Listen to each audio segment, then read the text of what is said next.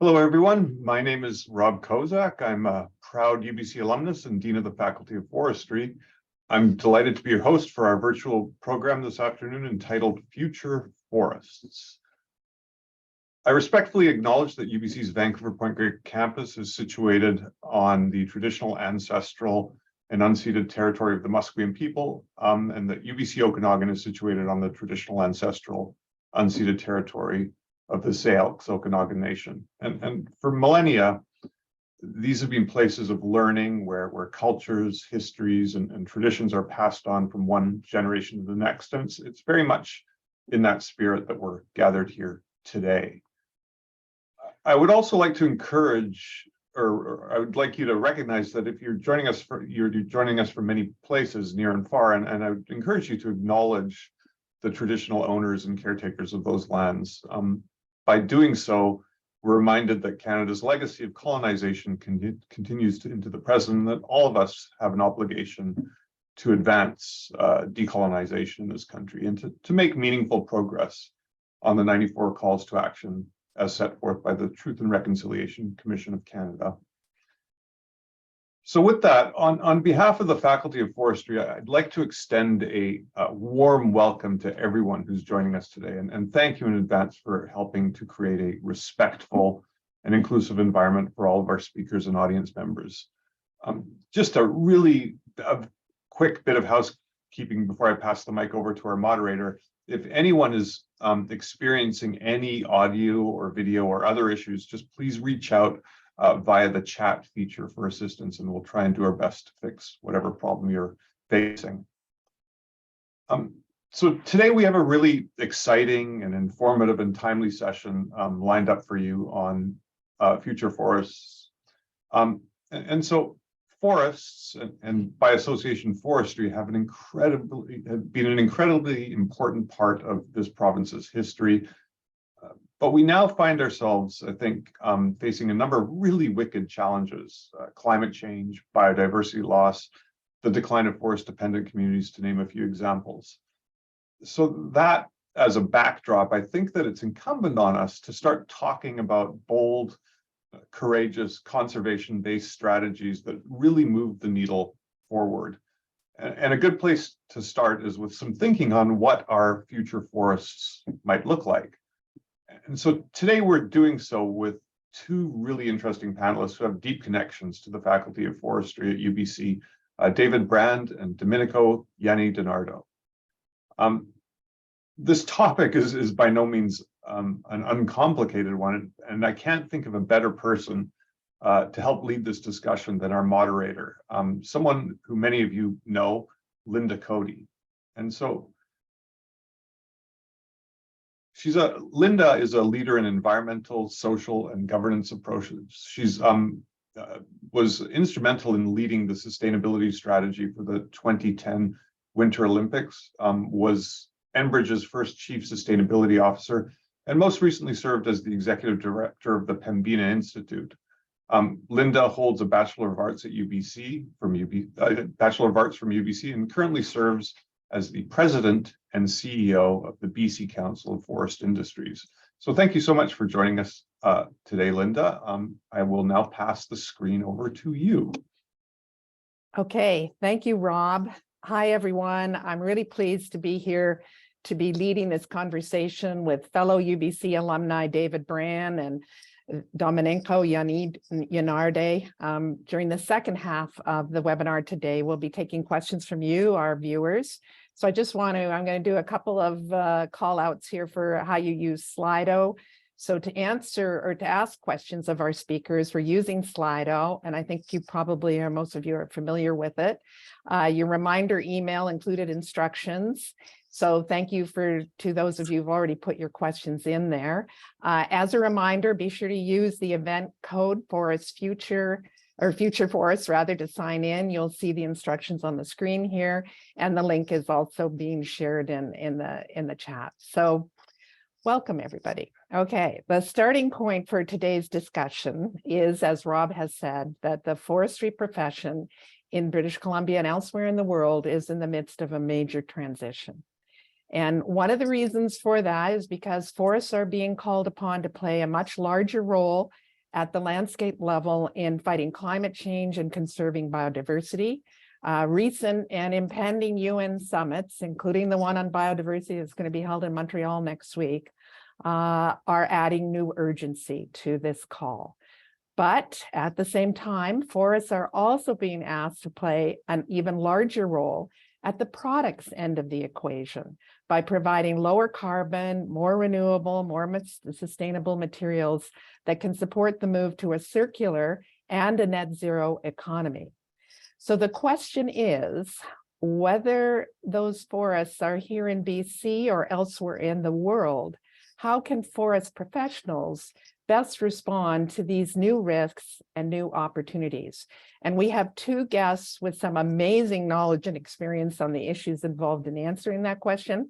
So let's get on at it here. So our first guest is David Brand. David is the CEO and founder of New Forests, a global nature-based investment company. David has over 40 years of experience in this space, including serving as Director General of Science and Sustainable Development in the Canadian Forest Service with Natural Resources Canada. He holds a Bachelor of Science in Forestry from the University of Toronto and a PhD in Forestry from UBC. Welcome, David, coming in to us early morning in Australia where it's hot and sunny. So, and I'd now like to introduce Domenico Iannidinardo. He is the Senior Vice President of Forests and Climate and Chief Forester at Mosaic Forest Management here in BC. In 2020, Domenico was recognized with the UBC Alumni Builder Award for his significant support of UBC Forestry students. He holds a Bachelor of Science in Forest Operations with UBC and an MBA from Royal Roads University, and is a registered professional forester, engineer, and biologist. So as a reminder, I'm going to be asking our speakers some questions for the next 20 minutes or so, but then don't forget to submit your questions via Slido for your chance to ask them some questions. And please feel free to start putting your questions on Slido, even just as we're doing this introductory conversation between the three of us. So my first question goes to Domenico. Domenico, the call for greater emphasis on managing forests for all of the different values they provide. So biodiversity, habitat, clean water, soils, ecotourism, recreation, climate and carbon, the number of variables is going up, and so is the demand to do this. At the same time, as I said at the outset, so is the demand for recyclable products and materials from our forests. So forest management frameworks used to talk about multiple use, but today they're talking more about ecosystem health. Tell us a bit about how Mosaic is responding to all of these different demands. Do you see them as complementary or competing, or are they both? Yeah, well, thanks, Linda, and hi, everyone today from beautiful Nanaimo territory at Nanaimo. And look, forests really are the only solution that can do all of that. So it's really a question of how we do it. And Mosaic didn't invent any of these ideas that you listed in that setup there, Linda, but we're really just busy trying to make it all happen in what really should be a province that is the center of excellence for all things forestry in the world. And we'll talk about that throughout the day here as well. But if we open our minds to the distinction between forest products, those that exist on site and those that are deployed outside of the boundaries of a forest, it helps the conversation. Most people naturally think of the forest products that you see on a truck or a train or a boat and delivered somewhere. And these are increasingly perceived as tangible solutions to climate problems, but they're also just simply solving a problem of what needs to be built at that site at the moment. And it's okay to be both, but we need to continue helping the public think of things like recreation or visual quality or cultural sites or jobs, really, as forest services or products or ecosystem services. And these are the in situ forest products that are tightly linked to the spot, to the location where this is all happening. So Mosaic's working better to imprint the origin of forest products into the customer experience. We've had chain of custody for years, but whether it's a business or a retail level customer, the demand for a higher respect for biodiversity and the recyclability of these products are complementary, and I say must be complementary and the forest industry has to embrace it to make it real. So we've got other products, ecosystem services that are measured at the boundary, like biodiversity and water quality and air quality, including carbon flux. And although some of these are not fully tangible, like nature-based solutions or direct environmental benefit, you can go some distance as surrogates to make the scale of these measures more relatable and ultimately transactional in order to move action in societies and markets. So it can all be done, and we can do it as foresters. Okay, thanks. So transactional, that's an interesting word. David, the company you founded, New Forests, has arguably been a global leader in transactional investment in forests to address climate change, some of the variables that Domenico just mentioned, supporting local livelihoods, and producing sustainable timber and other forest products. So tell us about the projects that New Forests has led and that you're currently involved with, and talk about where you get the money that you are investing in these projects. Sure, thanks, Linda. Great to be here with everyone. So let me just begin by acknowledging the Camaragal people of the Eora Nation, who are the traditional custodians of the land on which I'm joining this call from today, and I pay my respects to their elders past and present. So New Forests is an investment management business. I founded the company in 2005. We've grown steadily over 17 years. We now manage about 10 billion Canadian dollars of assets. We operate forestry plantations. We have wood processing facilities. We have timber export business into Asia. We have agriculture that we've expanded into, and we've done dozens of forest carbon projects around the world, as well as biodiversity conservation projects. We run a kind of a multi-strategy business. So we have an Australia, New Zealand investment program. We have a North American investment program. We have a Southeast Asian investment program and an African program. And we really have tried to make sustainability the center of what we're trying to achieve as a business. So we have three big things that we try to think about in all of our investment strategies. The first is contributing to nature-based solutions, whether that's to conservation or climate change mitigation and adaptation. We want to support the transition to a circular bioeconomy where forests and forest products can help contribute to decarbonization of the economy. And we want to create shared value with the communities where we operate, including and specifically with Indigenous communities where we operate.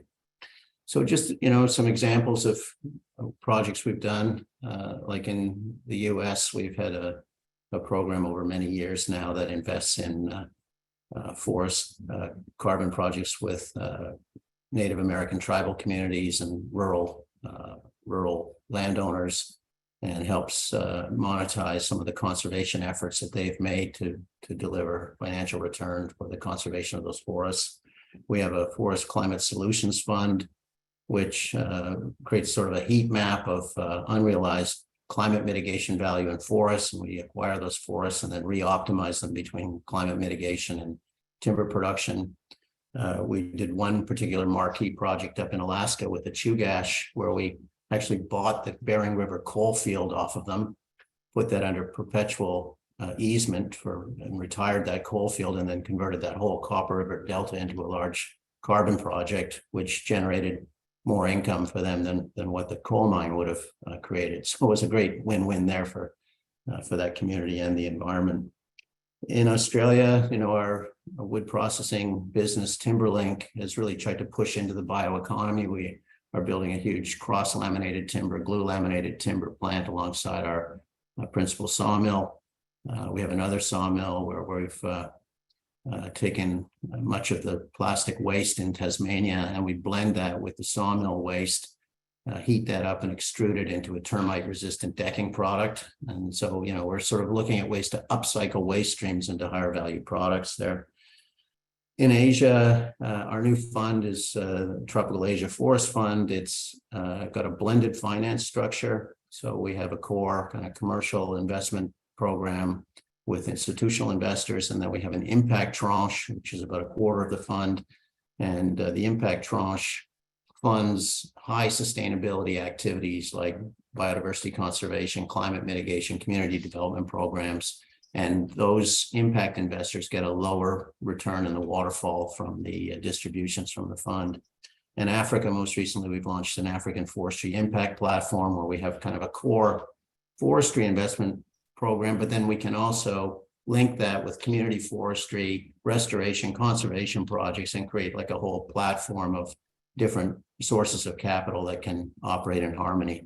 So, in terms of our capital, Linda, it's mostly institutional capital. So I think 75% of our funding comes from pension funds, some from Canada, some from Europe.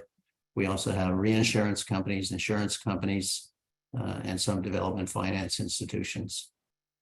Okay, great. Well, institutional investors, they're an important part of the market. And you talked a bit about forest carbon, David. So Domenico, your Mosaic's Big Coast Carbon Project is really breaking new ground here in BC.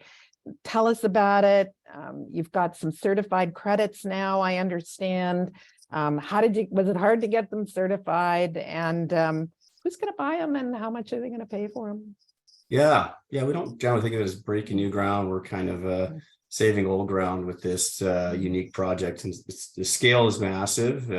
Its features are unique, and its partnerships are awesome. So, we ended up choosing a protocol that involved a lot of audit work, over a year worth of auditing, independent audit work.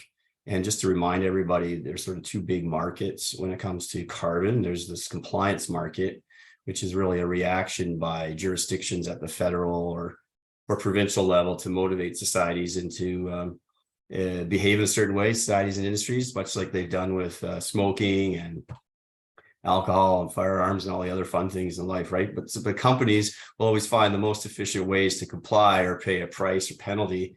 And they typically haven't been too creative in catalyzing innovation because they're negative reinforcement as a starting point. That's where it all happens. But Big Coast Forest Climate Initiative, you might have noticed back here, is focused on the voluntary or international market, which is generally framed for positive reinforcement and the types of creativity that certainly David's company has been working on for the last 15 years. And the ideology that comes to market is you have customers just asking, tell me what's so cool about your nature-based contribution to climate solutions, and I'll see how it aligns to our corporate goals. So in our case, we've got 40,000 hectares, mostly primary forest. It's going to be excluded from harvest plans for at least the next 25 years. And we've got Pacific Salmon Foundation and Indigenous Protected and Conserved Areas Innovation Program as extension partners. So even though individuals can technically buy tons of carbon, it's not quite that easy yet for individuals, but it's typically corporations that are forward thinking, and they've been steadily advancing this international market for the last 20 years, really, to get to this point now of general uptake. And customers from Europe can buy blue credits from mangrove projects in Asia if they relate to that, or they could buy green credits like Big Coast, particularly if they want to support Indigenous reconciliation, ancient ecosystems all at the same time. But each customer needs to rationalize the product and price for themselves and rely on these international standards and rigorous auditing to satisfy their boards and employees and stakeholders. They can know that a potentially environmentally damaging act might have been avoided, or habitat could have been improved because of their participation in a carbon crediting transaction that they can relate to. So, in summary, they'll pay for that if they can understand it, and the price is customized right now. Okay, so into the voluntary market then. So David, no one knows better than you that there are a few gnarly issues around the credibility of forest carbon offsets. We won't go into the details, but there's been some bad experiences in California and even here in BC, and all the issues around fire and other natural disturbances. So the role that forest carbon plays in mitigating climate can be debated in COPs and elsewhere, although arguably the role they play in adaptation and resilience is less contested, and community sustainability. So there's growing demand for forest carbon offsets, and the number of standards and protocols that people like Domenico have to go through to get to market, even the voluntary market, is also increasing to try and deal with the controversy around them. How do you see this playing out, David? Okay, well, Linda, I have been at this for a while. I think the first carbon transaction I was involved in was 1997 with a company called Pacific Power.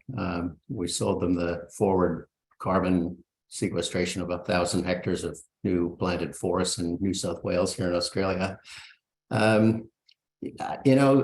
In 2000, I went to the COP6, I think it was in Marrakesh, and I was sitting with a guy from the World Bank who seemed to be kind of a guru about carbon markets. So I said, well, how's this going to play out? And he said, well, it might play out in a couple of ways. One is you could have a global carbon crediting scheme where there's standardized methodologies, a single price, and it just drives that price signal through the economy and slowly, facilitates the adjustment of the economy to remove greenhouse gas emissions.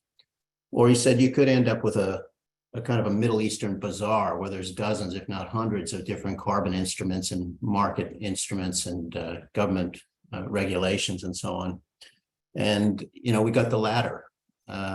So it's really complicated and confusing. And I think for a lot of people, it is almost bewildering as to how this all works and what is the credibility of this.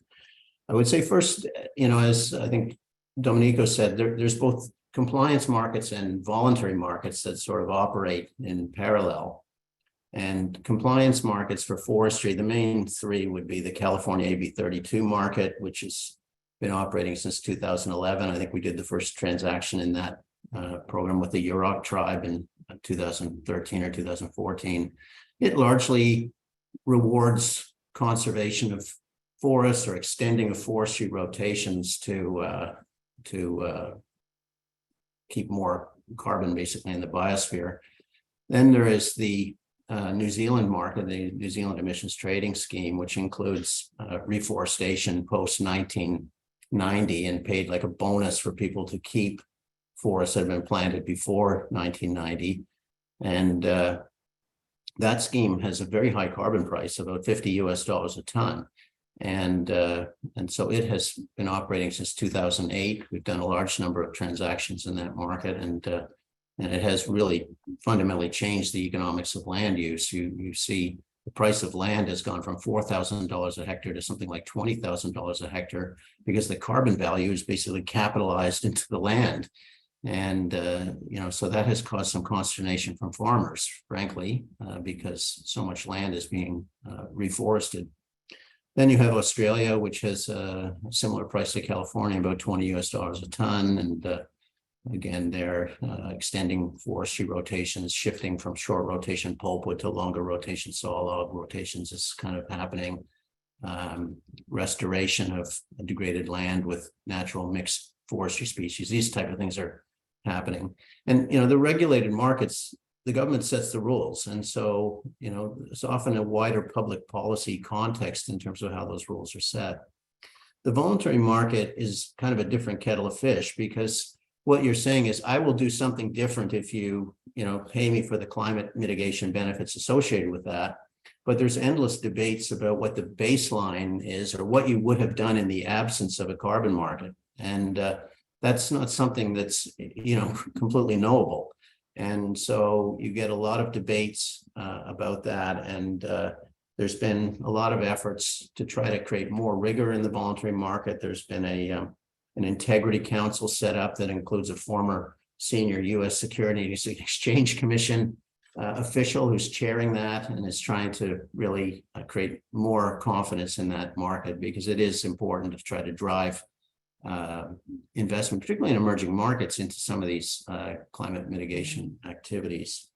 There's also a lot of emphasis on demand side integrity. We've had to put in place a demand side integrity program where we won't sell carbon offsets to someone who hasn't got a science-based target or isn't, actively reducing their emissions independent of using offsets.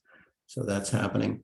But then the last piece, which is emerging more recently, which I think might be quite significant, is that the World Resources Institute and the World Business Council on Sustainable Development have developed this carbon accounting protocol where you have scope 1, scope 2, scope 3 emissions, and companies have to report that and disclose it publicly. They've now added a removals protocol, which is associated with forestry assets. And so now when we're operating our assets, we're reporting up to our clients, not only our financial profit and loss and balance sheet, but we're also doing our carbon balance sheet, and that's being audited by third parties. And you can start to see, a push for whole natural capital accounting. And, it may be that many of our clients are not interested in entering carbon markets. They want to use the carbon accounting directly in a portfolio context as they themselves try to get to a net zero position as investors. So it's really interesting. And I think, ultimately, that's where I think it's going towards, is a balance sheet approach where you have to not only disclose your emissions, but if you can have assets that have a carbon positive component, then that can help you with some of the more difficult to mitigate emissions sectors. Okay, well, okay, $50 a ton. Okay, let's follow the money here, Domenico, in a market-based context. So carbon is obviously now providing a strong price signal, but are there price signals out there right now for some of the other environmental values? They're going to be talked about next week at COP15 on biodiversity in Montreal. So, I guess what I'm saying is carbon a bridge to some of those other environmental values, or is this a one-off, or are we in build it and they will come? Where do you think we're at here? Yeah, I think carbon crediting is a product that has been built. I think it's going to be a catalyst for some of those others. We're just busy standardizing it right now, making it a household name, really. Like you said, there's going to be 15 COPs on biodiversity pretty soon here, starting in Montreal next week. And there've been 27 COPs on climate. So people have been talking about it for a long time. And really, carbon has just been a baseline surrogate so far for many ecosystem services. And for Mosaic's project, Big Coast Forest Climate Initiative, for instance, we've certified and attached basically 5 of the United Nations Sustainable Development Goals into the carbon units that will be sold through Big Coast on the registry.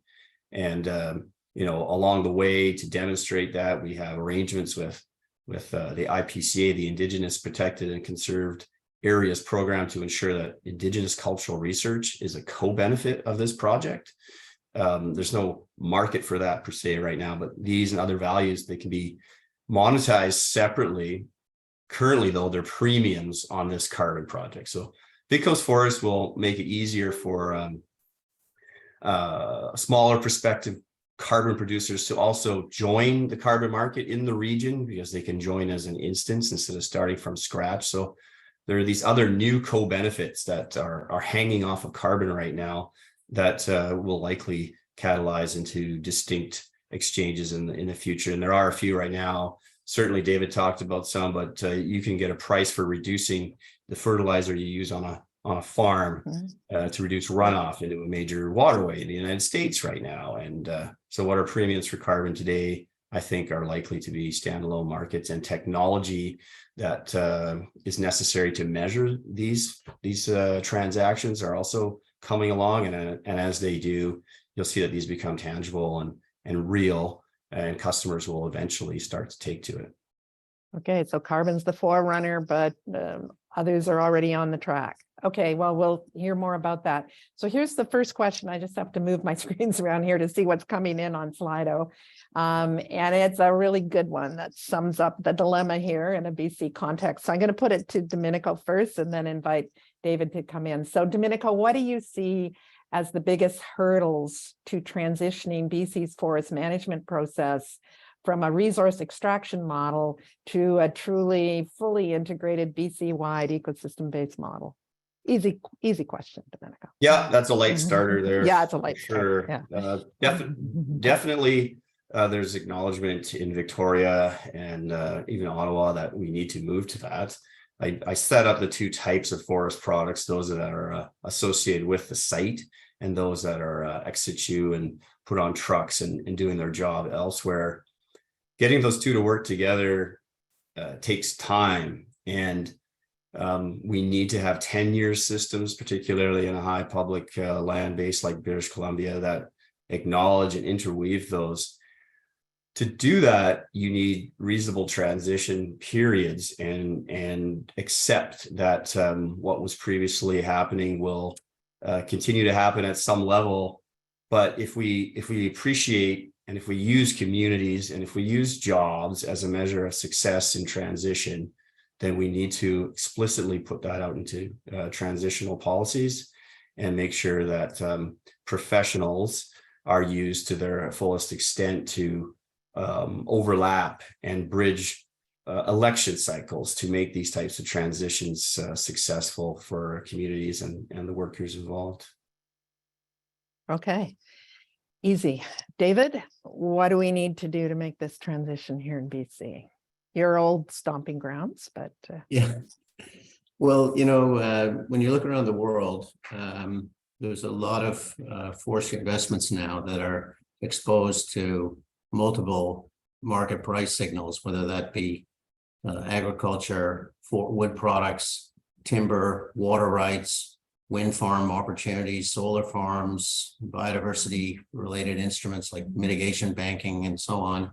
And what happens for us is we're running these highly sophisticated simulation models with all these different price signals and trying to create optimal management regimes. And you quickly see that as a carbon price rises, for example, you're emphasizing conservation. If you have a biodiversity price, you're starting to do restoration programs. If you've got a high value for renewable energy, you're looking at how to site wind farms and so on. So, you know, one of the things I think in BC is that the way your whole system is set up is that you have like a timber tenure system.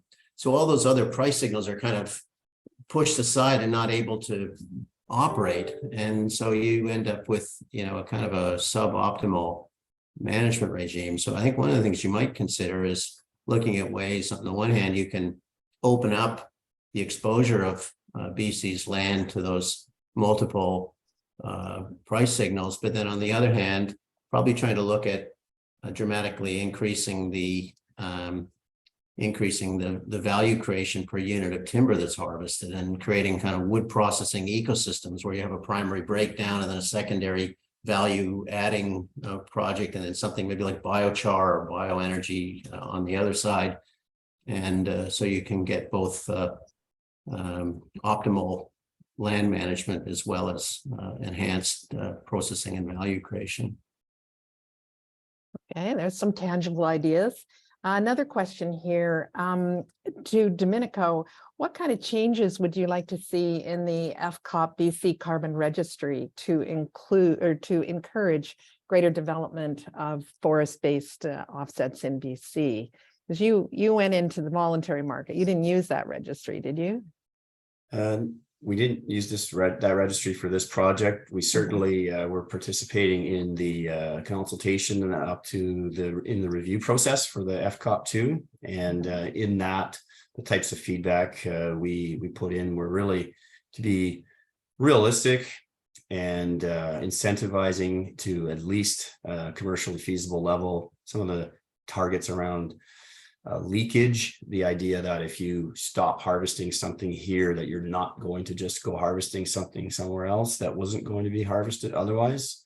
Some of the barriers that we saw in some of the drafts of FCOP2 were not feasible compared to what we were seeing in the rigorous international protocols like VCS that we're using here for Big Coast Forest, and some of the other insurance pool metrics really just didn't pay compared to harvesting timber. Okay, David, here's one I think that's got your name on it. So for carbon credits, do you have examples of where active climate intervention is funded instead of locking up forests? And I think this questioner is thinking about like thinning in fire maintained forests or fuel removal. You got a couple examples of those in your portfolio at New Forest? Well, I think, you know, in California, there has been a lot of discussion about bringing in a protocol for landscape resilience. And I think that would be a a helpful idea because we need to re-engineer those landscapes to reduce the prevalence of fire. We're the second largest landowner in California, and so we have, taken a few whacks over the years from fire, and we're doing a huge amount of work in terms of initial attack, fire, water points all through the forest, green fire breaks, putting in place, reduced density. But we also need support to have processing for that small wood so that we can also, make a kind of a commercial outcome, potentially things like biochar, where you could remove some of the smaller material and create biochar and then use it in the agricultural soils in California, things like that we're looking at. We haven't done biochar yet, but it is apparently, there are methodologies for biochar. And one of them is this Puro.earth, which has traded at very high prices and has, a real emphasis on very long-term sequestration, which is what biochar gives you. Australia, there are some protocols around savanna burning using kind of original indigenous burning regimes that reduce the risk of catastrophic wildfires. We have not done a project under that program yet, but I think there are a number of protocols that do encourage reducing the susceptibility to catastrophic wildfire. Yeah, I know this is something that the U.S. Forest Service is certainly looking at as well in terms of the wildfires in the Western U.S. So another question here from a couple of people to Domenico. So, these scales, what's more valuable, timber or carbon? The question is, what needs to be done to tip the scales in favor of utilizing lands for forest products or timber production versus carbon? Or is it a healthy competition, Domenico? Yeah, it's healthy insofar as it makes more people think about more products and services that come from forests and come from earth. And there is ultimately a balancing point between demand and supply for timber doing its good work in the form of offsite and storage and construction or biochar, as it is keeping the carbon in the biosphere instead of the atmosphere, like David was talking about earlier. I think it's part of a healthy management plan to have these mixes in there, and we have the ability now. We're getting better at these complex models to value lands that used to have 2 or 3 inputs, maybe at the most in terms of a commodity, and we can model the value of 10 types of products from one area, and some being public values, some being private values if you happen to be on private land. I encourage the debate. I don't think we're at the right balance yet here in British Columbia when we have relatively snap decisions about deferrals, which I think still have opportunity to be made into something great. I'm very much respectful and acknowledge the work that we need to do as part of reconciliation in this province particular that causes some of these big decisions to come up fast with UNDRIP and other policy pressures. So let's celebrate all of that and get to work on making those models realistic about what needs to be incorporated into the price of timber, price of a hectare, the value of jobs, the value of culture, all of those things. Yeah, there's a lot to consider there. So I've got one for David here. We talked about it a while ago. So this is a really hypothetical question for you, that gets into all the gnarly stuff around carbon accounting. But if you had to put a value on forest carbon in BC today, what would that be, or what could it be? So just for context, I think right now, because of fire and some other disturbances, some people argue that BC's forests emit more carbon than they sink. So what's that value? What's on the table here that we're not capturing in BC, David? Potentially. Yeah, well, I mean, it depends on how the rules are set, and if it's a carbon market and it becomes investable, well, then that is quite a different situation from the present. But it is hypothetical and it's fraught with, you know, a whole range of assumptions in terms of what the carbon value of British Columbia is worth. As someone joked, if you ask 10 economists a question, you get 10 answers. But if you want to value something, you have to look at the, you know, the expectation of future prices and volumes and so on. And, you know, at the moment, there isn't a functioning protocol in BC. There isn't a real functioning carbon market. And so, you know, really you'd have to say the value of the carbon in a commercial sense is relatively low, not in a kind of a policy context. Of course, it's very important, but in a commercial sense, it's relatively low. But if you were to look at, say, imposing a price signal across British Columbia, say at the forward price that we have in New Zealand, which is around 85 Canadian dollars a ton, and let's say your working forest could sequester about 3 tons per hectare per year, you know, that would be something like 60 million tons of removals per annum. And you know, if you looked at that, that's a $5 billion a year cash flow, and with a 10% discount rate, that's a $50 billion asset. And, you know, by comparison, if you took all the quota in BC and sold it for $100 a ton, that would be about a $5 billion asset. Even if you took all the stumpage value that the British Columbia government collects, that's probably $1 billion a year. So the net present value of that at 10% discount rate is about $10 billion.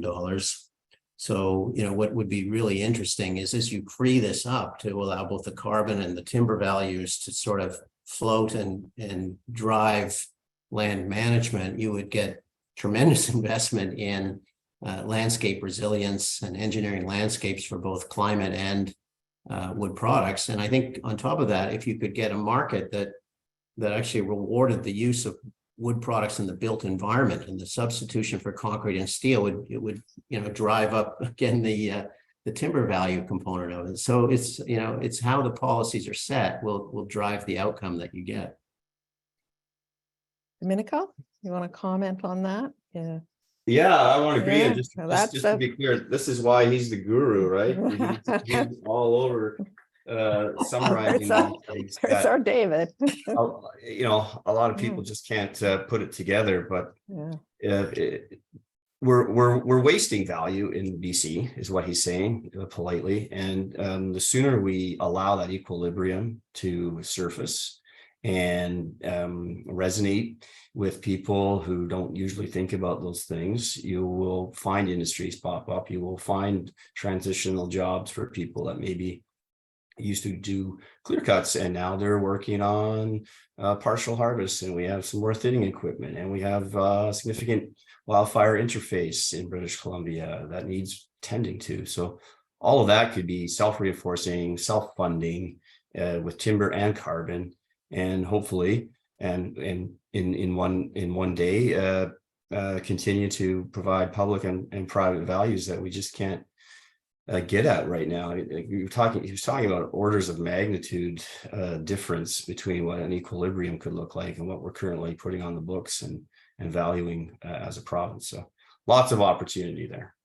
Okay, so I'm seeing questions in the chat come in about forest products versus carbon, and how do you judge between them, or what's the swing going to be? But I think, audience, what our panelists are saying is it's both. It's multiple pathways and other pathways as well, and that the forests are large enough and complex enough to be involved in all of those. So here's another one that's just come in here. So forest ecological goods and services, David, take decades and centuries to recover. How do you build a 25-year time frame into some of your projects and investment opportunities, given the uncertainty of what happens on landscapes over a 25-year period? Right. So some of our funds, like our new fund in Africa, has a series of impact targets, and our performance fee is not only on the financial returns, but it's linked to things like net carbon position, net biodiversity conservation outcomes, amount of community forestry development, and so on. So we're actually, you know, setting those targets alongside the investment strategies, and we become accountable for those. And in our Tasmanian assets in Foraco, which is our forestry company down in Tasmania, it has 170,000 hectares. About 190,000 is plantation, about 80,000 is just natural forest. And we've started putting out natural capital accounts each year for carbon, water, biodiversity value. And that's then audited by KPMG in the same way our financial accounts are audited. And interestingly, the value of those non-timber values was triple the value of the net present value of the timber, based on, their economic assessment of, what the option value would be for that land if society had to create those values independently. And, it makes me increasingly think about, as you get a balance sheet of, these kind of environmental attributes, and then you have companies that, have tried to mitigate all the impacts in their supply chain, but have some residual impacts. Can we start to link those balance sheets to, create long-term multi-decadal sponsorships for nature that provide the underlying funding in return for performance in terms of biodiversity conservation and restoration, in terms of climate mitigation, in terms of freshwater yield and water quality? All those kinds of things start to then become monetizable, and it drives management then. Okay, so a couple of questions just coming in here about private forest land owners, Domenico. Sorry, it's moving around here. And what opportunities are there for private forest land owners? And then questions as well for licensees on volume-based timber. Can they get into, are there opportunities for them to get involved in forest carbon offsets? Yeah, so in the BC context, there is opportunity to start with private forest owners. It's quite a bit clearer in terms of who has the carbon ownership rights. So when auditors come in, whether it's private land or not, they really just need to be confident that the rights to that carbon are clear. That can happen a little more readily on private land in this province, the way our structures are set up. So if you're a smaller forest owner now, you can potentially join FCOP as a compliance protocol. You will soon be able to join the Big Coast as an instance and save some of the validation, some of the startup costs because of joining an existing project. When it comes to public land, there is FCOP 1, Forest Carbon Offset Protocol number 1, still grandfathered in this province. They're not taking on new customers or new clients, producers for that, but there are carbon credits being generated off that old one, including from like the Great Bear Rainforest and others.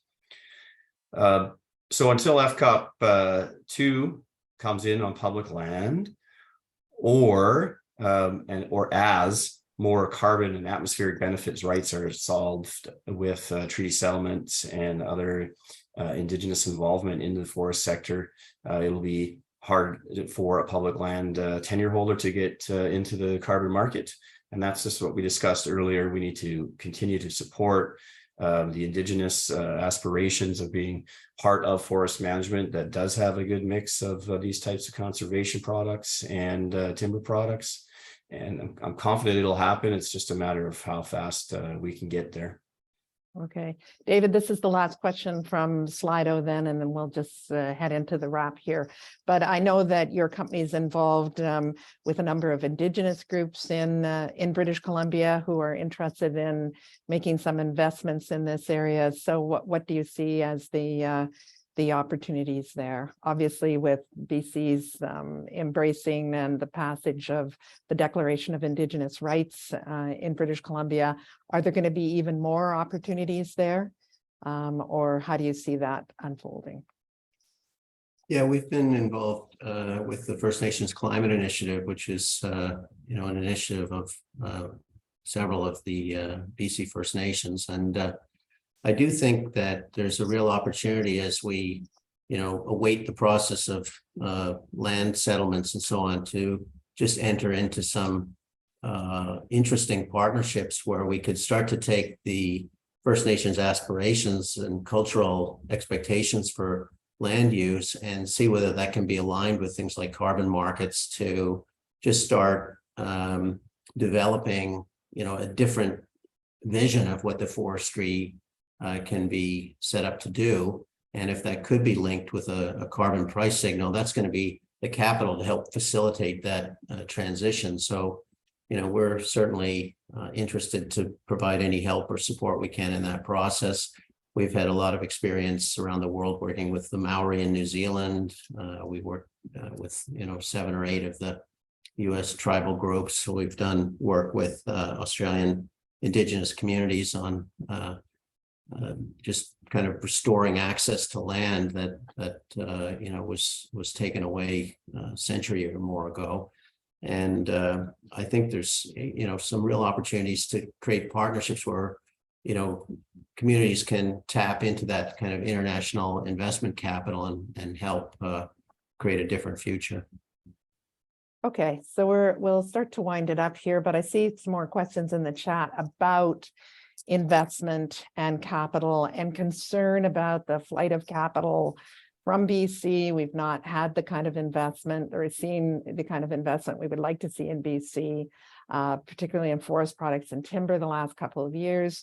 Is there an opportunity, if we can open up these markets for other ecosystem services, that we could bring more of that capital back into BC? So just bearing that in mind as some of the comments that are going on Slido, I'm going to invite David and Domenico to each say a kind of a one point that, or one thought you'd like to leave our audience with today. And we'll start with Domenico.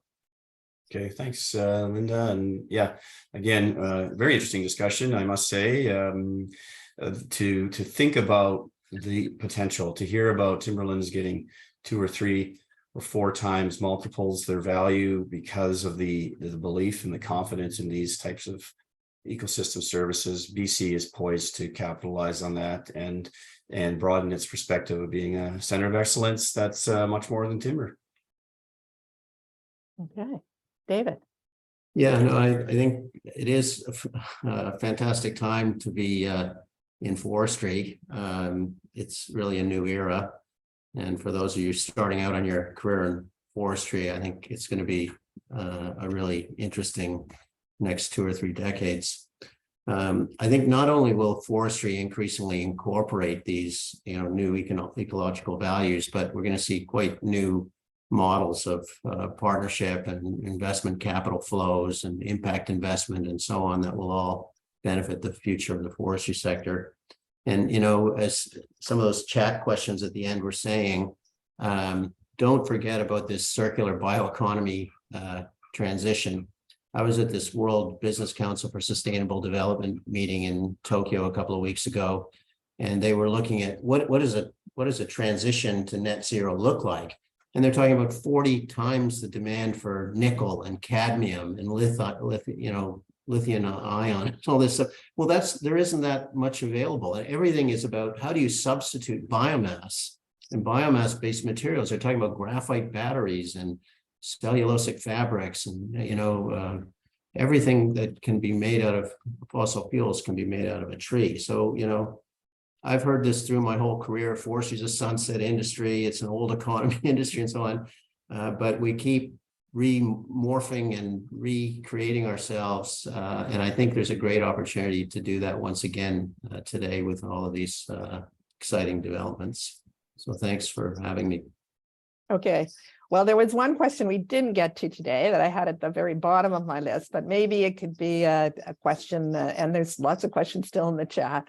But it could be a question for another webinar, which was I was going to ask David and Domenico, you're in an elevator with the BC's new Premier, David Eby. How can the concepts that we've been discussing today help with the implementation of BC's old growth strategy? But let's save that for another discussion. I suspect that could be an hour into itself. And I'm just going to hand this back to Rob Cossack from UBC. And again, thank David and Domenico. Bye. Great. Thank you, everyone. What a that brings our panel discussion to a close. What an amazing and wide-ranging and informative discussion. I feel like I could just listen to the three of you for hours. So thank you so much for taking part in this. When I think of future forests, I think of transformative change and the larger role that forests have to play in society. And I think we got a real sense of that in today's discussion. Clearly forests are no longer just about sustained yield and extraction and timber production. Our future forests have to be about a really wide range of things. And I'm just jotted down a smattering of terms here that I heard today. So landscape resilience, recreation, ecosystem-based management, visual quality, cultural services, carbon sequestration, ecosystem services, nature-based solutions, water quality, biodiversity, air quality, climate change, co-benefits, sustainable forest products, community forests, jobs, Indigenous communities, reconciliation, circular bioeconomy, and the list goes on. And so one of our jobs, I think it's incumbent on us to figure out how forest professionals can respond to these new responsibilities and opportunities and risks. And I think a dialogue like this is a really great first step. But then I bring it right back to how Domenico began his very first response, which was forests are the only solution that can do all of that. So thank you for that quote, Domenico. So thanks again. And I just want to take this opportunity to thank Linda for moderating today's event, and to thank David and Domenico for sharing their sage wisdom and expertise. It truly was an excellent session, a really informative session. And I want to take this opportunity to thank all of our viewers, our UBC community and friends for joining us today. If you're interested in learning more about the Faculty of Forestry, you can visit us at www.forestry.ubc.ca. And if you'd like to revisit this conversation, because it's very dense, there was a lot packed into an hour there, the video will be available soon at that website, forestry.ubc.ca. The URL that you're seeing on the screen is also being shared in the chat if you want. So with that, I'll bring this panel discussion to a close. Thank you again to our moderator, Linda, our two guests, David and Domenico. And again, to our audience, we wish everyone well as you head into the holiday season. Thanks again for joining us. Stay safe and have a great rest of your day.